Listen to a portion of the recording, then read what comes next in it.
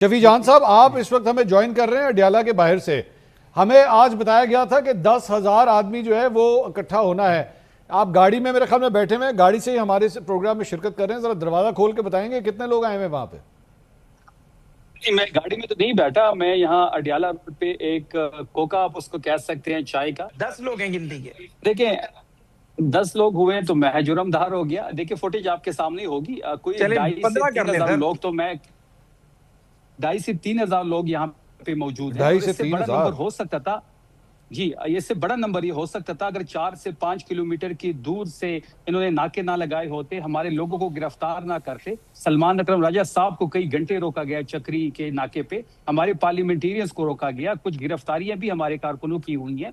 जिस तरीके से यहाँ पे कर्फ्यू लगाया गया है, रोड के दरमियान ट्रक्स खड़े किए गए हैं, और जो एंट्री पॉइंट्स है यहाँ पे आने के लिए चारों अतराफ 5 से 6 किलोमीटर पे नाके भी लगे हैं, और कर्फ्यू और पुलिस गर्दी भी शुरू है। इसके बावजूद आज जो यहाँ का नंबर है वो हौसला अफजा है। आज भी मुलाकात नहीं करवाई गई, आज भी इमरान खान साहब से ना फैमिली मिली है। शफी जान 10,000, शफी जान साहब 10,000 बंदा आपको चाहिए था, आप अपने मुंह से 2,500-3,000 कर रहे हैं। हमारी इतलात के मुताबिक वहाँ पे 1,000 बंदा भी इस वक्त वहाँ पे इकट्ठा नहीं हुआ हुआ। सर, अगर ये मैं परफॉर्मेंस भी उठा के देखूँ तो 10,000 का ढाई भी अगर मैं डालूँ 25% बनता है। सर, आप इसको कहाँ से हौसला अफजा कह सकते हैं? मेरा जो सवाल है, मेरा सवाल ये कि जो वजीर इत्तलात है वो यहाँ पे चाय के खोखे के ऊपर बैठा हुआ है, सीएम को आप इस काम पे लगा रहे हैं, अपने वजीरों को इस काम के ऊपर लगा रहे हैं। इस मौके के ऊपर आपका जब केपी का बजट आने वाला है, आपकी तैयारी इस वक्त बजट पे होनी चाहिए। आपको इस वक्त बंद कमरों में बैठ के किताबों के अंदर आपका सर होना चाहिए। आप चाय के खोखे पे बैठे हुए इस वक्त। देखिए बिल्कुल हमारा बजट तैयार है और हम पहले से तैयारी करके बैठे हुए हैं। बजट हमारा 24 घंटे पे अगर आप हमें टाइम दे दे तो हम अगले 24 घंटे में पेश कर देंगे। और ये जो बजट होगा तमाम सूबों से, फेडरल हुकूमत से हम बेहतर बजट लेके आ रहे हैं। उसमें कोई टैक्स नहीं लगाया जा रहा, किसी लीडर के नाम पे कोई मंसूबा उसमें नहीं है। फिर इसके साथ साथ हम जो डेली वेजेस की जो एक 40,000 है उसको हम बढ़ा रहे हैं। फिर आप टैक्स छूट भी दे रहे हैं। बात बड़ी वाज़ेह है कि इस वक्त हमारा बजट अगर इस वक्त रुका हुआ है तो वो मुलाकात के लिए रुका हुआ है। आज भी अफरीदी साहब पेशावर में मौजूद हैं, वो अपनी कानूनी टीम के साथ, जो हमारी कानूनी माहिरीन है, कल भी उनसे मुलाकातें हुई हैं, आज भी मुलाकातें हैं और वो कल भी मिलेंगे। और जो 18 तारीख को हमारी जो पिटीशन लगी हुई है उसको भी सुना जाएगा। अब 18 तारीख को कोर्ट क्या फैसला करती है, हम उसके इंतजार में हैं। हम बजट के लिए बिल्कुल तैयार हैं। बजट में इस बार हम सरप्लस नहीं दे रहे, हम तमाम तर पैसा अपने लोगों पे लगाएंगे। हम ये बड़े वाज़ा कर रहे हैं कि हम कोई सरप्लस बजट इस बार नहीं देंगे।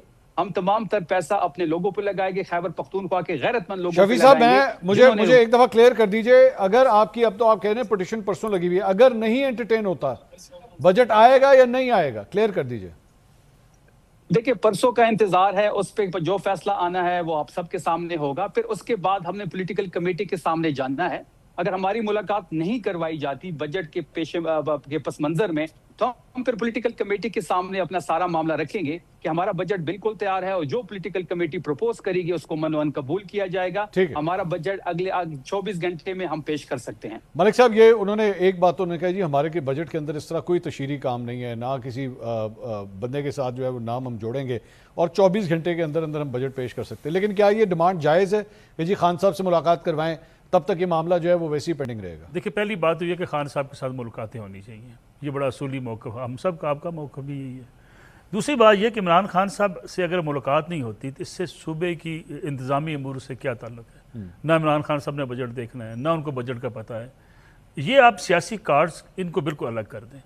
आप अपने सूबे की हुकूमत है, आपको सूबे में हुक्मरान इसलिए बनाया गया है कि आप आवाम के मसाइल हल करेंगे, आप अपने इंतजामी यूनिट को अच्छे तरीके से वो कह रहे हैं हमारी आवाम का सबसे बड़ा मसला ही है कि इमरान खान क्या दीजिएगा मंसूर भाई, नहीं, एक मिनट, ये क्या आवाम ने सीएम इसलिए बनाया था जनाब? वो कह रहे हैं इसीलिए बनाया था। सर ये तो नहीं, वो कह रहे हैं इसीलिए बनाया, जज्बाती बातें हो सकती हैं सर। वो कह रहे हैं, मुझे एक मिनट दीजिए, देखिए मेरी गुजारिश, वो कह रहे हैं हमने और कोई यहाँ पे काम करना ही नहीं है, हमारे मेन मकसद ही इस हुकूमत का ये है कि इमरान खान को रिहा। अच्छा, इमरान खान साहब अगर रिहा नहीं होते तो सूबे के अवाम का कोई मसला हल नहीं होगा। वो तो कह रहे हैं, मैंने उनका हमारी प्रायोरिटी नंबर 1 यही मसला मैंने जो पहले आपसे अर्ज की थी कि हमारे यहाँ सियासत जो है वो अफराद अफराद के इर्द गिर्द घूमना शुरू हो जाती है, अफराद इतना डोमिनेट कर जाते हैं कि सियासी जमात ही ख़त्म हो जाती है।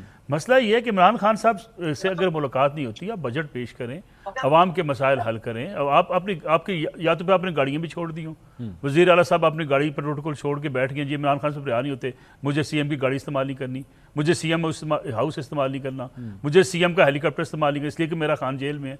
भाई आप इस सिस्टम का हिस्सा हैं, आप हुकूमत में हैं, आप इस मुल्क की एक सूबाई हुकूमत आपके पास है, आप वज़ीर आला हैं, आपकी जो है मेम्बरान असम्बली हैं, आप अपोजिशन लीडर के मज़े ले रहे हैं, राजा नासिर अब्बास साहब सेनेट में मज़े ले रहे हैं, अपोजिशन लीडर की गाड़ी है, उसका अपना चैम्बर है, उसके अपने वसाइल हैं, वो आप सारे ले रहे हैं। मसला ये है कि इसको आप सियासी बनाने के बजाय आप आवाम के ऊपर फोकस करें, जिसका जिक्र पहले भी आप कर रहे थे कि देखें तख्तियाँ लगाना, मैंने आपसे पहले कहा मैं इसका मुखालफ हूँ, खा कोई भी हुकूमत लगाए, लेकिन सवाल ये है जो मुस्लिम लीग नून कहती है, अगर इस मुल्क में जितने तरक्याती मनसूबे हुए हैं उनकी लिस्ट बना लें, आप 13 साल की परफॉर्मेंस केपीके की और पंजाब की हुकूमत को बैठा लेके बैठ जाएं, आपको पता चल जाएगा कि किस हुकूमत ने किसने काम किया। नंबर दें 10 में से। मुस्लिम लीग आपकी दुनिया के सामने है। केपी को कितने देंगे 10 में से? मेरे ख्याल में केपी ने जितने दावे किए उसके मुताबिक वो अपना काम नहीं कर सकते। 10 में से कितने?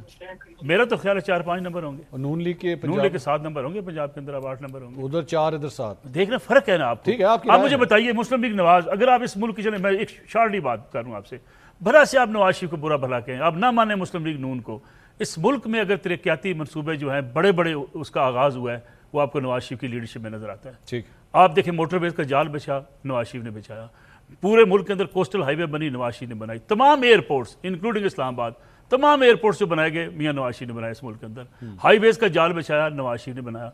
आप देखें बड़े बड़े हॉस्पिटल जितने बने आपको नवाज शरीफ ने इस मुल्क में हॉस्पिटल बनाए, बड़े जबरदस्त फ्लैट बनाए नवाज शरीफ। देखें बड़े हाउसिंग वैसे कह रहा हूं, फ्लैट भी तो बनाए सर ना देखिए नवाज शरीफ। उससे अलग बहस है, उसमें नहीं, हुकूमत का काम है। मैं कौन से फ्लैटों की बात कर रहा हूं, सर मैं आप वैसे अगर फ्लैट मरी से आपको जानने का इत्तेफाक हो, आपको याद आएगा 1985 की तख्तियां आपको नजर आएंगी नवाज शरीफ की लगी, यानी आपको ये जो मरी एक्सप्रेस वे बनना शुरू हुई आपके मुल्क के अंदर। ये इमरान खान साहब भी कहा करते थे, मैं आपको बताऊं, मैं आपको वीडियो दूंगा वो, कौन सी? जिसमें इमरान खान साहब कहा करते थे कि मियां नवाज शरीफ ने इस मुल्क में तरक्की के मनसूबे शुरू किए, पीपल्स पार्टी ने तो काम ही नहीं किया, और अगर नवाज शरीफ साहब ये काम ना करते तो मुल्क तरक्की ना करता। ये खान साहब के अल्फाज हैं। ठीक है। मसला ये है कि परफॉर्मेंस का मुकाबला करें। सुहेल अफरीदी साहब चैलेंज कबूल करें कि अगले 3 साल बाद केपी के बदला हुआ होगा, ये बड़े बड़े मनसूबे शुरू होंगे, आप जाएंगे पेशावर बाम, ना कोई मंशियात की फैक्ट्री होगी, ना जैली सिगरेट बनेगी, ना जैली मशरूबात बनेगी, ना वहाँ टैक्स चोरी होगी, ना बिजली चोरी होगी, ना पे वहाँ पे कोई जो है भत्ताखोरी होगी, ना लॉ एंड ऑर्डर की सूरत हाल खराब होगी, अब ना दहशतगर्दी होगी। ये चैलेंज है, इसको कबूल करें सुहेल अफरीदी साहब। उमर दराज गुंदत साहब, आप दोनों मंसूर भाई एक मिनट मंसूर भाई एक मिनट मुझे दीजिए। बोले मंसूर भाई बोले। देखिए जो मलक साहब ने जो एक किस्म का चार्जशीट पेश किया और बजट के हवाले से बात की, मैं इन तमाम चीजों से उनसे इख्तिलाफ करता हूं।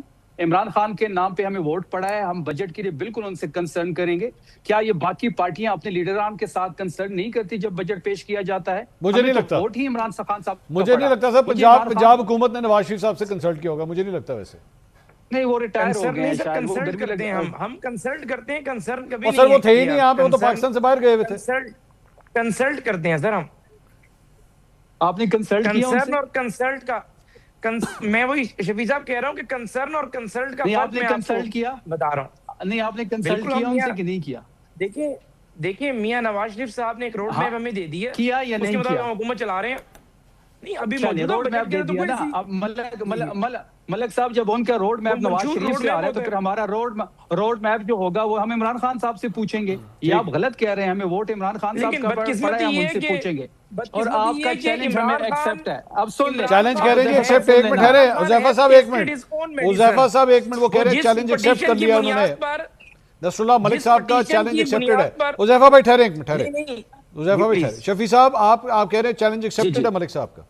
जी, मलक साहब ने सुहेल अफरीदी साहब की बात की और 3 सालों की बात की। मलक साहब ने यहाँ पे दहशतगर्दी की बात की, लेकिन मलक साहब ने इस पर बात नहीं की कि पंजाब को कितने वसाइल मिल रहे हैं और खैबर पख्तूनख्वा को अपना शेयर नहीं मिल रहा। इसके बावजूद मैं ये चैलेंज एक्सेप्ट करता हूँ, सुहेल अफरीदी साहब अपना टर्म पूरा करेंगे और जब वो अपना टर्म से अपने मनसब के नीचे उतरेंगे, हम दहशतगर्दी भी यहाँ पे खत्म करेंगे, हम अपने इंफ्रास्ट्रक्चर को भी बेहतर करेंगे, हमारा पेशावर लाहौर से बेहतर होगा, हम हेल्थ में अभी भी इनसे आगे हैं, हमारी यूनिवर्सिटी इनसे ज्यादा है। अगर सुहेल अफरीदी टर्म हमारी पूरी कर रहे हैं तो हम भी टर्म पूरी कर रहे हैं। तहरीक इंसाफ सरेंडर कर गई है हमें भगाने से, अब हम सब इकट्ठे मिलकर टर्म ये पूरी क्या करेंगे। बात पहले हुई तो भाई? टर्म पूरी पे मुबारक हो। ये बड़ी अच्छी बात है। आप चीज को कहीं और ना ले जाएं, आप चीज को कहीं और टर्म नहीं पूरी लेके पे जाएं। मुबारक हो सर। परफॉर्मेंस के अब मैं परफॉर्मेंस की बात कर रहा हूँ। अच्छा, वैसे भी आप अपने हुज़ैफा भाई, आप अपने अगर term के आपने लिए- मेरी आपने अपने टर्म आपने मेरी परेशानी दूर कर दी है शफीउल्लाह जान। अब सुन मेरी लें, रात की हुज़ैफा नींद भाई, आपने आपके- मुकम्मल तौर पर ठीक कर दी हुज़ैफा है। भाई और आपके सुन- हुज़ैफा भाई आपके दिल में ना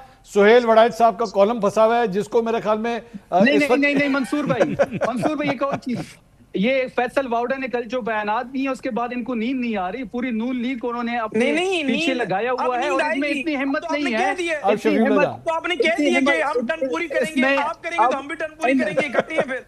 और ये आपने इनमें कह दिया इतनी नहीं, हिम्मत एक ही नहीं बात है। होती है। और आप पख्तूनों की आपकी एक टर्म जबान से होती हमारा है। क्या काम शफीक, है? बस बात खत्म हुई है, इस मामले को लॉक करें, आगे चलें। बहुत